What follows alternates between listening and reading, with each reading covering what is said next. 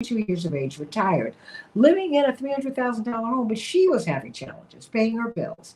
She could not make it on her husband's pension and on her Social Security. So she called an online lender. That did not work. Then she called Team Hochberg. And guess what? They were able to refinance her home, lower her payments over $340 a month. That's more than $4,000 a year. That's right. The online lender didn't work for her. But when she called Team Hochberg and told them her specific story, guess what? She really was able to move to financial freedom. So that's what we want for you. Join thousands of WCPT listeners and get your money right, everybody. 855-56-DAVID, 855-56-DAVID, or 56david.com. So, and everybody, let all the people know that I am back up on the air. That's right, Francis. I've been having a tough time today. Let's talk about these falling poll numbers. I mean, it's like President Biden can't get it right. Attorney Aaron Connolly and Attorney Darrell Jones, chairman of the Transformative Justice Coalition, Dwight McKee, our own Dr. D, social scientist, Attorney Mark Fancher, National Conference of Black Lawyers. We're going to start with you, Attorney Robert Patillo. I want to know what your thoughts are. What did you see? What did you and Dwight see that so many of us did not want to see? Not only is former President Trump not gone anywhere, he continues to grow from strength to strength. The latest polls show him beating President Biden and Vice President Harris, at least if the elections were held today. What's going on?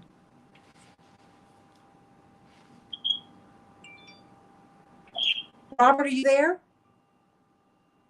Oh my goodness, we have a ghost in the machine. It's all right. Well, let me go to you. Mark Fancher, what do you see? Well, I think what we're seeing is something that's been apparent and obvious to many of us who understand the nature of the capitalist system. It's a stupid system, it's illogical, and it's doomed. And we're seeing late-stage capitalism where it's not functioning, it's not working, it's not delivering the goods for the people in the country. And people are beginning to panic. And when they panic, they begin to look for options and opportunities and ways that they can save themselves. And different segments of the society are reacting in different ways. There are many white workers who are desperately confused because of misinformation that's put out by demagogues like Trump himself, who blame all of the problems that they're having economically and socially and otherwise on the people of color who are coming across the border in the South. They blame their problems on affirmative action and what it's done for people of African descent. And in the areas of employment and education, they blame everything on everything but the true cause of their misery, which are decisions that are made by corporate executives and Wall Street and by the Pentagon in order to preserve an empire which is collapsing.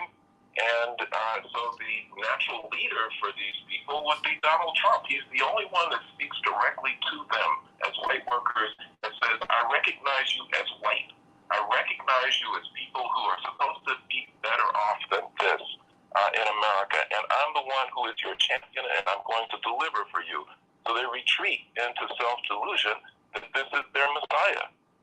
Then there are other people who certainly, people of color, who don't want to look in Trump's direction, but they also recognize intuitively, if not consciously, that the capitalist system is doomed, that the Democratic Party is very much a part of the capitalist system. It is going down the same road as both parties have gone down for generations, and they know that the Democratic Party offers no solution for them.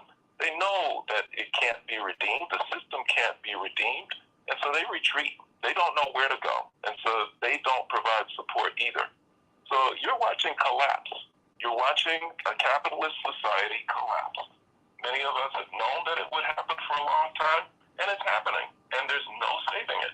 And I think that for those of us who want something better, we need to treat the system in the same way that we would treat an old car. You can love a car. You can drive it for years and years and years. But eventually it begins to wear out. And when the parts start to go and you start replacing parts and you begin to see that the cost of repairing it exceeds the cost of getting a new one, then ultimately you reach the logical conclusion, we need to just get a new car. And that's what we need to do with the capitalist system. We need a new system. We need to get rid of this one. It's bankrupt. It has no future. We need to go a different direction. Hey, everybody, I want you to call me at 773-763-9278. What do you think? 773-763-WCPT. Paul, please call Dwight McKee back. He dropped. We're just having issues today. Maybe it's an April Fool's joke. I don't know. Attorney Aaron Connolly, what do you make of these numbers? I mean, these now even Democrats are calling this NBC poll disastrous. And the polling data just all over the place. It's not coming back. And, there's no rally around the flag. I mean, there's just President Biden. It's hard to believe that just a little more than a year ago, he won with 80 million votes. And now he's like at such low ebb. What can be done to turn this around? We have 435 seats that are up in the U.S. House of Representatives this year. We have 35 of the 100 seats in the U.S. Senate that are up this year. We got a lot going on. There's a lot going on, and a lot going on in this poll. The numbers are not good. Let's be real. As you see, a 40% approval rating is not a mandate at this point, and people are desperate. People are frustrated beyond belief. Let's look at the mental health status of our country right now, for example, right? People have been through 2 years of a pandemic.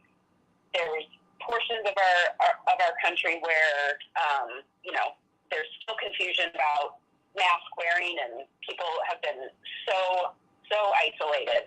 That has an impact. Now we're looking at a potential World War III, as it's framed in many visual media elements, right? In that mainstream media, where people are looking at their screens and seeing war constantly. They go to the gas pump, and it's shocking, right? If you have to drive more than 5 minutes, it's a big hit for working families. It's something that is serious, and folks that kind of live in that beltway bubble, for lack of a better term, or some of these metropolitan areas where either the impact is not big enough because you're not driving, or it's not something you have to worry about from an economic standpoint. But real families are hurting here. Okay, we still have healthcare debt in America. We are not doing the big change that we promised. We have to follow through as Democrats. That's not happening. And we've talked about this before on your show, all these missed opportunities we've had to prove the progress to get Democrats reelected, and we have not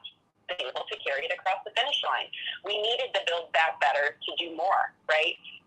As it stands, the policies that people want are not included in the legislation that Democrats are able to pass. And we cannot go back to these same folks and say, we're going to do better, because we haven't. So let's get some bold policies across the finish line, all right? Let's do something that actually impacts people's pocketbooks, okay? That's really what we're dealing with here. And that is exacerbated by the fear that this war has, the fear that the gas prices have, the fear that, God forbid, something happens to the housing market and the wealth that Americans do have goes out the window, right?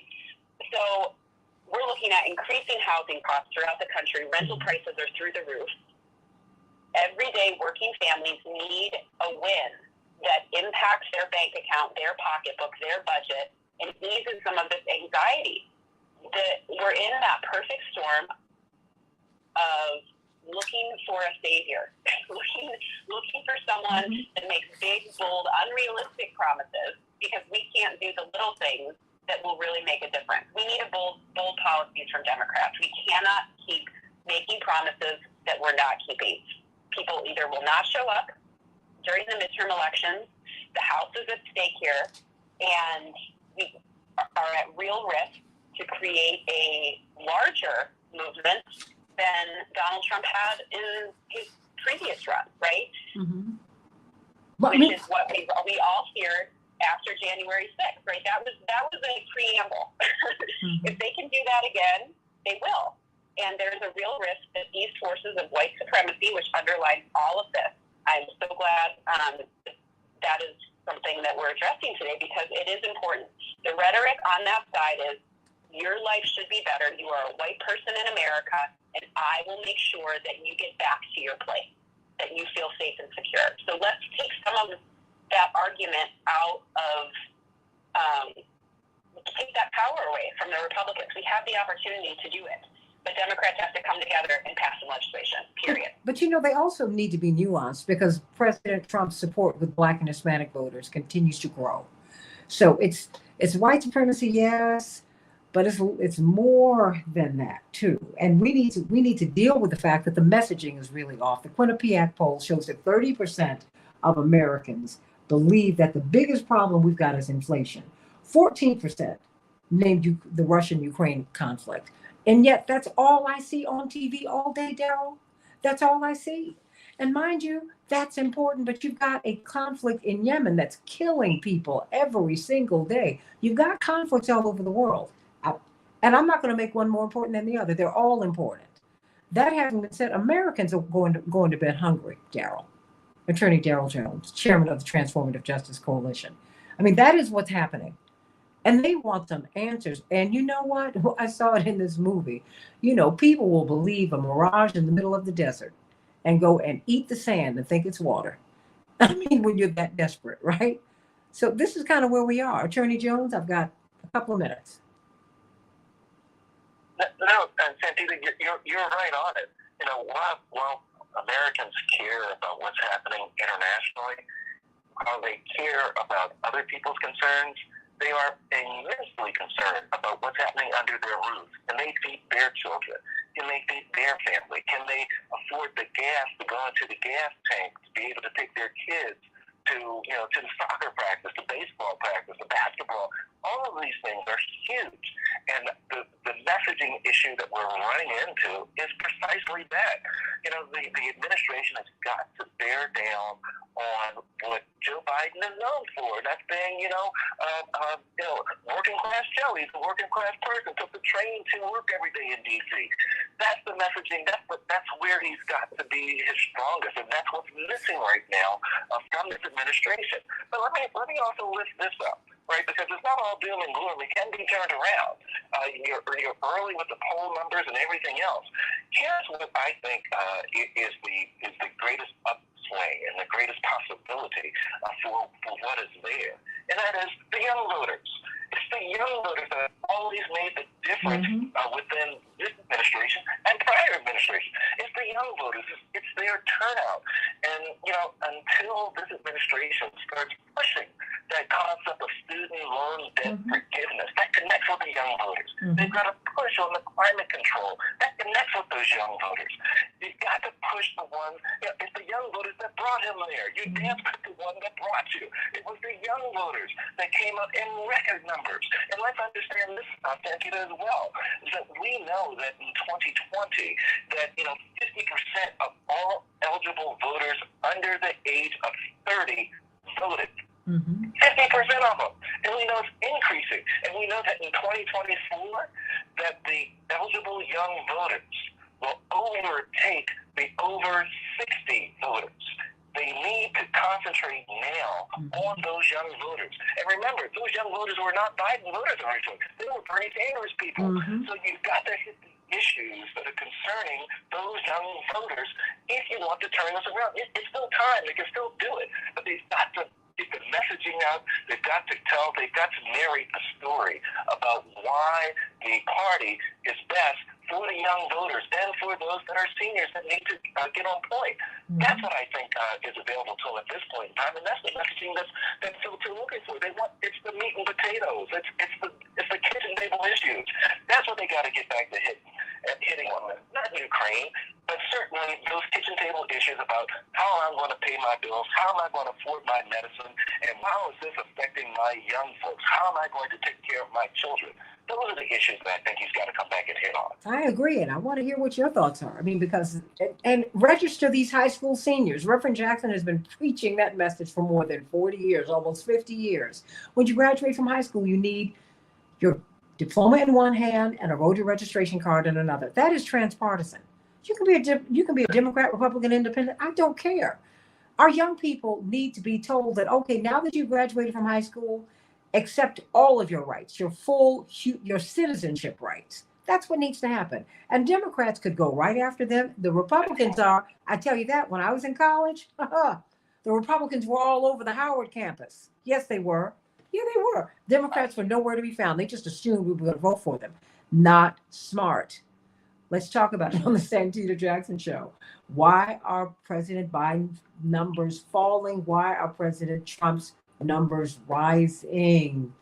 What? The Americans say the big issue for them is, it's not Ukraine. As important as it is. They say it's inflation. It's my pocketbook.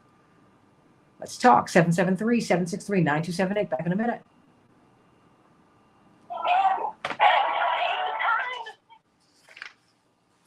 Okay, wonderful people. Okay.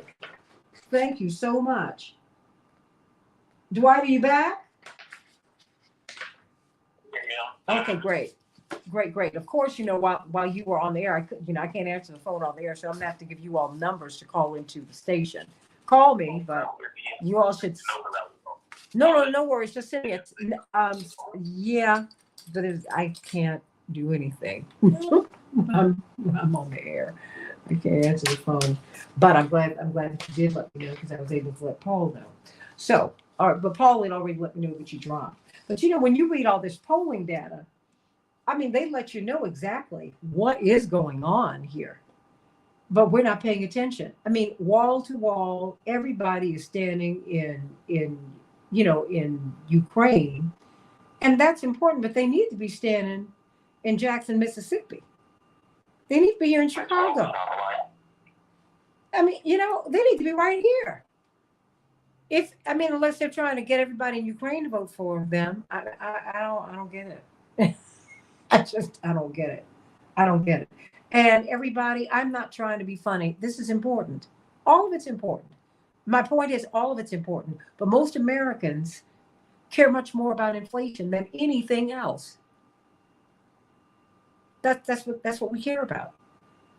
Because the money that we're putting in Ukraine is money that's food that's being taken off of your table. That's real. We cannot afford to do it all. I don't care how much President Zelensky is demanding that we send him more planes, more aid. We can't afford it. Americans need food. Americans need. Come on, help me. Am I wrong, you guys? I'm thinking about all these hungry kids. I'm like, what? No, Robert, are you there? I'm here. Oh, okay. Well, I'm gonna come to you one more time.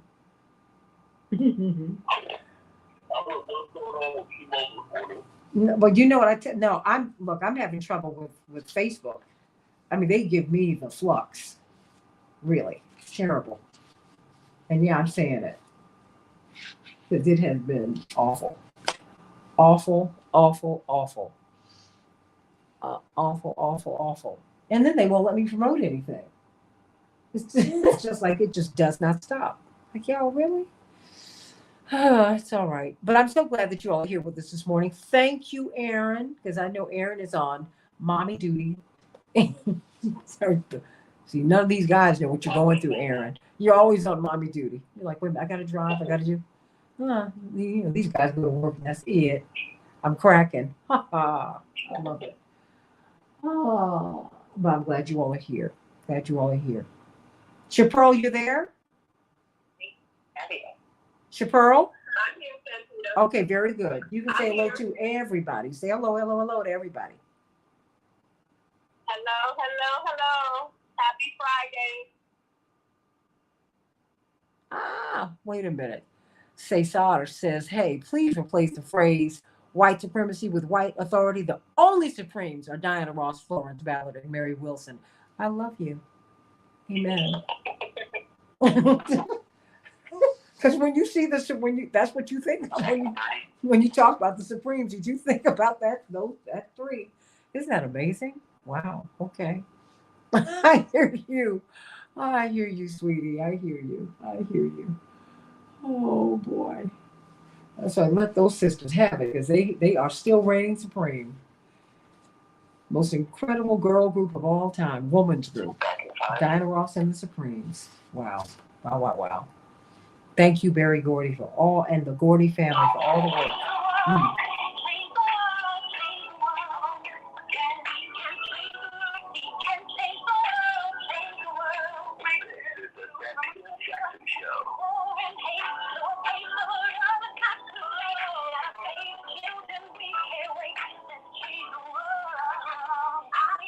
Hey, everybody, welcome back to the Santita Jackson Show. We are finally back up on all of these platforms, everybody. The Santita Jackson and Friends platform, the Santita Jackson Show YouTube channel, of course, on WCPT 820, the nation's largest progressive talk radio station, and AM 950 radio. I want you to call me at 773-763-9278, 773-763-9278, as we talk about these falling polling numbers. But first, we got to talk with Chapearl the Pearl. If that's what everybody's giving you a new name, Chapearl. Celebrations by us. It is your season. You're catering and you're cooking up some beautiful, beautiful decorations for the prom season and for weddings and things like that. Take it away, Chapearl. Yes, Santita, we are your one-stop party connection. At Celebrations by Us, not only do we do food catering and event planning, but we also help you send your teen off to prom or to have a great graduation party. So right now is the time for you to give us a call at 708-526-4546, 708-526-4546. We can definitely do your complete prom setup that includes your backdrop, as well as also your custom chip bag, your candy bars, as well as also your sweet table. So don't hesitate to give us a call, 708-526-4546, 708-526-4546. We look forward to serving you. Thank you, Santita. Thank you, Chapearl. Let's get to, we've been trying to get Robert Patillo up all show long. Robert Patillo, we've got President Biden who's got these falling poll numbers. We've got former President Trump who's got rising poll numbers. We see Americans they want to be helped on inflation. That's what they want to see. They care about Ukraine, but not nearly as much as they care about inflation. There's a lot going on. AOC is saying there could be a bloodbath. We're seeing a collapse in support. You all need to come on through. Another report says, look, 45% of the respondents to this RISE study said, look, we will vote if you just forgive $10,000 of the student loan debt. There's a lot going on. What did you see in 2020, you and Dwight McKee? What did you see that many of us, I guess, were reluctant to see about President Trump's enduring popularity? And now we see growing popularity. There are these polls that show that he could win if he ran against either Vice President Harris or President Biden today. Wow. Well, President Trump, former President Trump has a couple things in his favor right now. One is kind of that backup quarterback syndrome. The most popular player on any team is the backup quarterback because they're not playing. So whenever the team is going through a rough patch, you always want to make a change and see what the other guy can do. So President Trump, if you've noticed, has been going through a 2-year almost revisit his history tour where he's revising everything that happened, and for some reason, the way the American psyche acts, people started to forget all the bad parts and only remember the good parts. And so when you look at that the gas was, $1.80 or $2 a gallon under him, presidents have almost nothing to do with gas prices because the presidents control gas prices. Gas will only be 50 cents a gallon. But he takes credit for that, and the American people believe that. If you look at the question of inflation, this is almost like what George W. Bush did, where you run up all these bills, then you get out of office, and then Obama comes in, and he's left with the mess that you created, but people blame him for the mess because he's the one who has to deal with it. That's very similar to what President Biden wants to do. There's no way that President Biden caused this level of inflation in 15 months while being in office. However, because this kind of fell on his desk, that he gets blamed for that. And President Trump can kind of run around bellowing about how the good old days were here when he was in office. I think what President Biden is going to have to do, and we've talked about this for the first year of the Biden administration is put points on the board. You have to start governing through executive order. We noticed that you're able to get money through for all the millionaires and billionaires. You got $1.25 trillion through the infrastructure bill. It's going to go to a lot of lobbyists. It's going to go to a lot of special interest groups in order to get that done. You got the $1.5 trillion budget through, which means it's mainly going to military industrial complex, $765 billion in defense spending. Then you announced $14 billion in aid to Ukraine, which is really good multinational money laundering. We give you money, you get to buy weapons from the U.S. We just on this week they announced that we sent so many Javelin missiles to the Ukraine that now the U.S. is going to have to buy more Javelin missiles from the U.S. Weapons industry in order to make that up. So we help the Ukrainians blow up the Russians, and we have to buy more from the defense industry, which is this kind of like a two-step process for us giving more money to the defense industry. So if you're able to get those things through, then yes, you're going to have to get student loan reform done. You have to get voting rights done. You got to get criminal justice reform done. You need these big ticket items that you ran on done if you want to get the American people back excited and motivated. And also you have to figure out what can be done to deal with the inflation issue. Because even though jobs are available, wages are up, as long as inflation is this high, people, just like James Carville said all those years ago, the economy is stupid. If the economy is still going badly and people are still paying $5 a gallon for gas and $6 a pound for steak, when people are not going to, people want to think that you have to make a change to the top. Whether or not presidents really impact inflation, not so much. There's not really much a president can do. The Fed can adjust interest rates, what they've already done. You can have additional contractionary vessels within the economy. But if you look at housing prices, nobody can afford to buy a house anymore. You can't afford rent anymore. And this is what the American people are looking at. So President Biden's going to have to figure out what he can do to get wins on the board through executive orders, through the regulatory process. Because if not, it's going to be very difficult for Democrats to get things done. And especially when you can very clearly still get things done for the millionaires and billionaires as the regular people who are suffering. So what do you think? Aaron, what do you think can happen? I mean, between now and I guess June, July, August, September, October, November. I mean, we are in the thick of the election season, whether we know it or not. And we're about to have primaries here in Chicago for a congressional seat in June. Yeah, and we saw the end of the quarter yesterday for those folks that are looking at that primary less than 90 days away, right? Mm-hmm. Yeah. So these issues are top of mind, and there is not a lot of time left in the legislative calendar as we look at summer coming up. You know how Washington works, right? So we have to really, really, as activists, make that bigger pitch and push. If Congress can't get it done, if these factions cannot come to some sort of conclusion, I hope that the administration and the folks around the president see these poll numbers as a big wake-up call, as they should be. Because unless there is a big change, I think some of the news about gas prices will help ease some of that. But we need to see some executive action, right? There are things that the president can do immediately that can give him a win with the folks that he brought to the dance, so eloquently said. It's true. Young people need something. They need a break too. The student loan issue is a huge issue for working families. You're looking at middle-aged Americans who have not been able to even come close to buying a home. They're looking at these rising rents and then looking at another payment coming due in May that can be upwards of hundreds to nearly $1,000 a month for some folks. At the very least, there needs to be relief. He would get a lot of momentum in local economies by canceling some of these student loan payments. These are not just, 20-year-olds that are taking out these loans. These are families. These are people, as Joe Biden should know. He's carried student loans very late into his own career, right?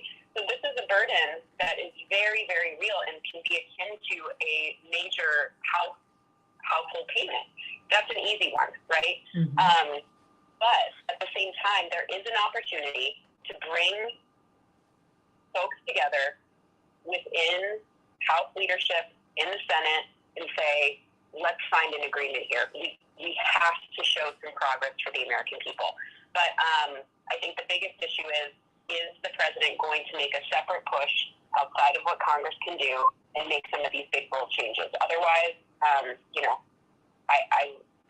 concerned. I'm really concerned. And I'm concerned about the liability for folks after these primaries in June and what we're going to face in November as Democrats on the ballot when you're running and hoping to run on some of the records that the Democrats promised, right? So people are looking to run on their own records and what they can do to help bolster some of this progress in Washington. But at the same time, we need to help our own people, or we're going to have a dire situation in November in the House. So, Daryl, what do you see? I mean, you and Barbara Arnwine and the Transformative Justice Coalition, you're really at the vanguard of protecting our voting rights, which are unprotected at this moment. We're seeing voter purging that is seeing a sharp increase. We're seeing voter suppression, which is going from New Hampshire. I mean, this is not just a Black thing. We have, even if we're inspired to vote, many of us might get blocked from voting. What is the path forward for progressives and for people who want to move forward, who want to get up out of this ditch? Daryl Jones. And thank you, Cynthia. Excellent question, because one of the things that we see happening across the country is incredible voter suppression that's aimed at seniors, our young voters, and the community of color. And one of the things that we know that's happening is that the vote by mail restrictions that are being put in place are having an impact on young voters and communities of color. So what must we do? What is the path forward? Let me tell you, as we speak today, both Barbara and I now are in New Orleans for the Final Four. But we're not here for the game. We're here because this is the first HBCU All-Star Classic game that's going to be played on Sunday. And what are they doing? They're doing voter education. They're out there telling the HBCU athletes to getting involved in the communities and the voting rights movement and the social movement that's there. Our path forward stems on and is attached to our young voters. We've got to be certain that we get to them, that we educate them with regards to the importance of voting, understanding the intersectionality between voting rights and criminal justice, the intersectionality between voting rights and debt forgiveness, the intersectionality between voting rights and judges that hear our criminal justice system cases. This is what our path forward is. It's not too late. It's not too hard, but it must be done. We've got to get on the streets, and we've got to get the young voters involved. We've got to get our base out and let them know what is needed.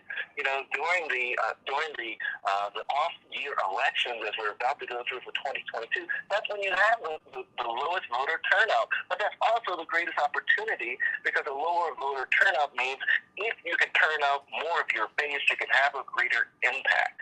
And that's what the focus has got to be. We've got to be certain that we're educating our voters of what the new requirements are for them to vote. There are new requirements with regards to the license requirements, identification requirements. We've got to be certain that we're informing them of all of this.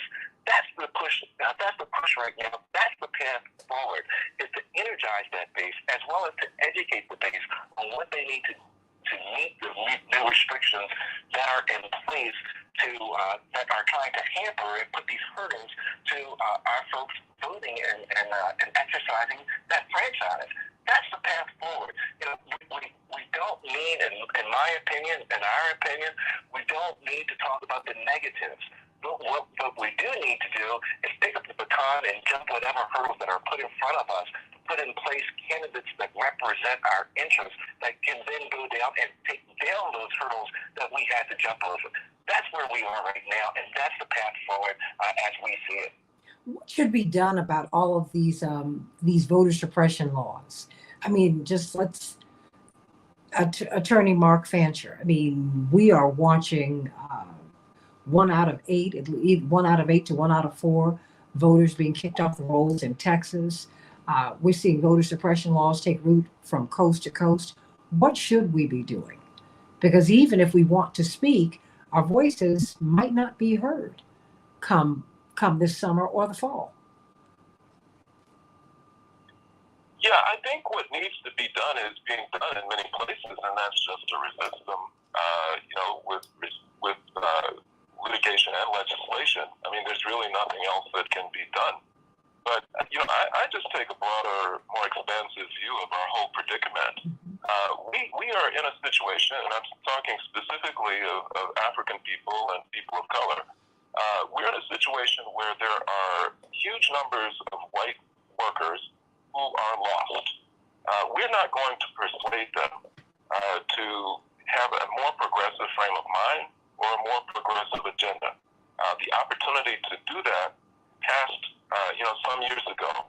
And, I constantly, I don't like to finger point, but I think that the white left failed in addressing these communities and trying to get them to understand how the world really works and to have a proper analysis.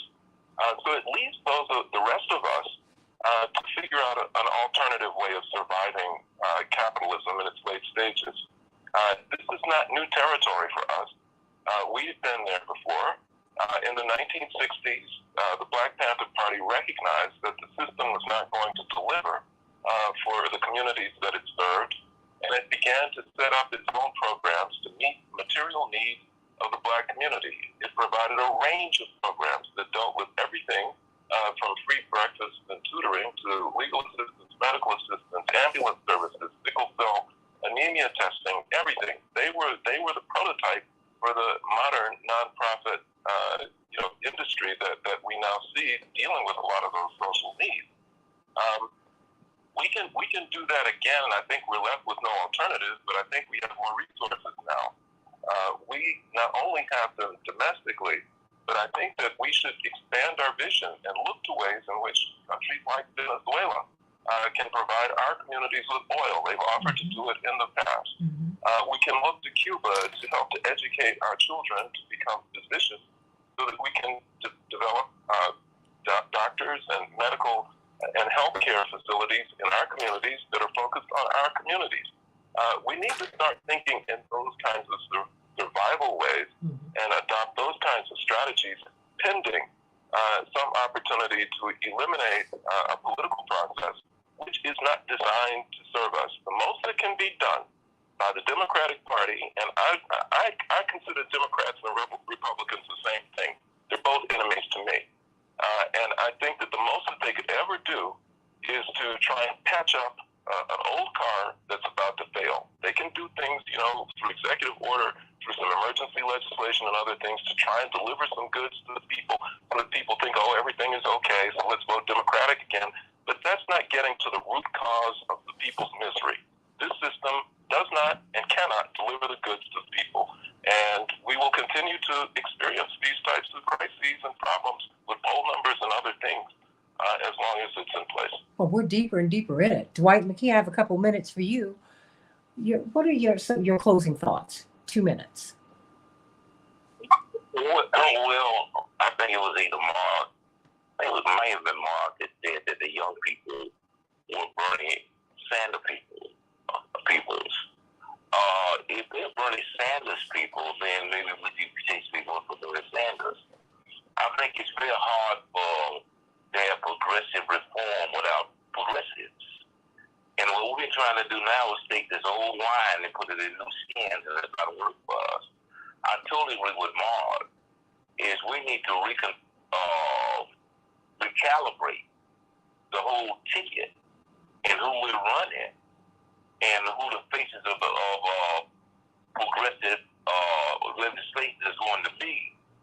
Because what you have these old guys who are as regressive in many ways and Republicans that are much more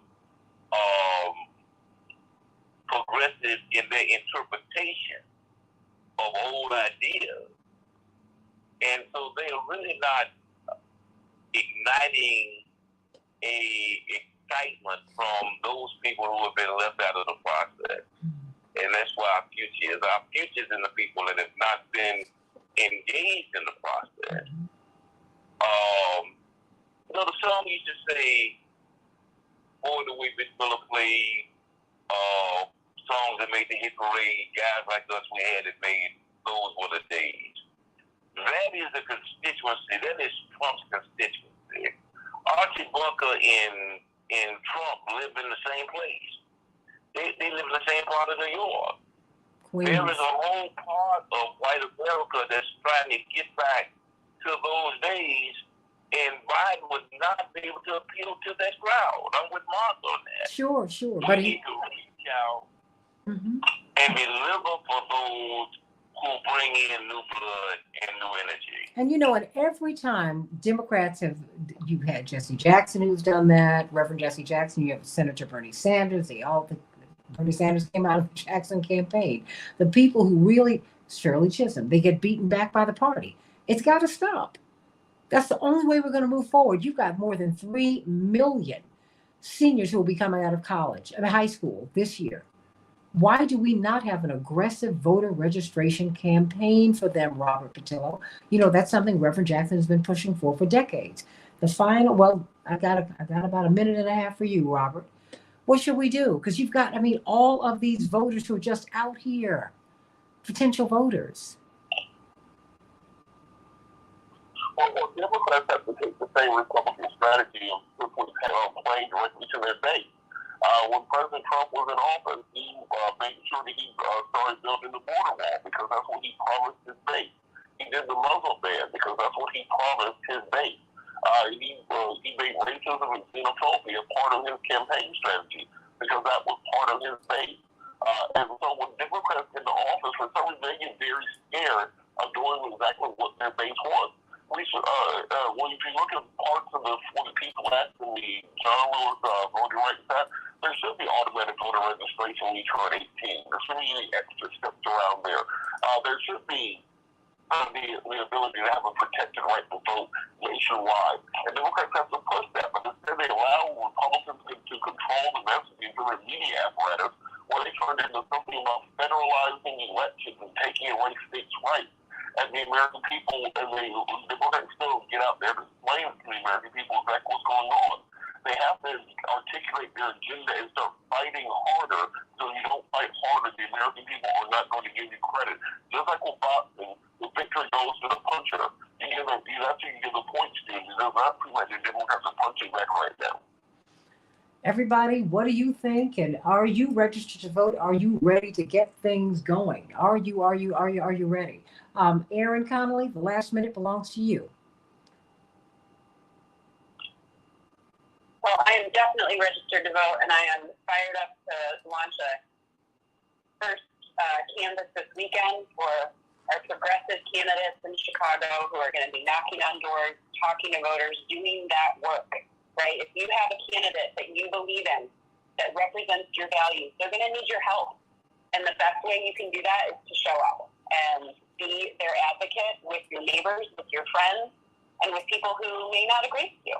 So my pitch is to everyone out there listening, do something this weekend, whether it's online, whether it's donating money, whether it's showing up to your local party office or picking a candidate in your local area that represents your values. Figure out what your plan is to not just vote, but to show up and work to vote. It's up to us. Everybody, it is up to us. I'm with you, Max. I don't know who they're polling, but they're polling somebody, and you can feel it out here. You can feel it. You can feel it. You can feel the despair, but you can also feel the hope. It is out here. But we're the ones who have to get registered to vote. We're the ones who need to push to get our high school seniors registered to vote. Honestly, if they're Democrats, Republicans, Independents, it really makes me no never mind. I just want them to be registered to vote. I want you to get registered to vote. I want you to appeal to your locality. I mean, to your local government, to your state government, certainly to the federal government, to get your voting rights. All of this stuff. And you must let all of your representatives at every level know what's most important to you, because we're shoveling money to Ukraine. And I certainly believe in taking care of Ukraine, but you got to do that for Yemen too. There are a lot of places that are in trouble all over the world. That having been said, Americans are struggling right here. We need the help. So let's make it happen, everybody. I'm Santita Jackson. I'll see you on Keep Up Alive on Sunday. God bless you. Have a great weekend, everybody.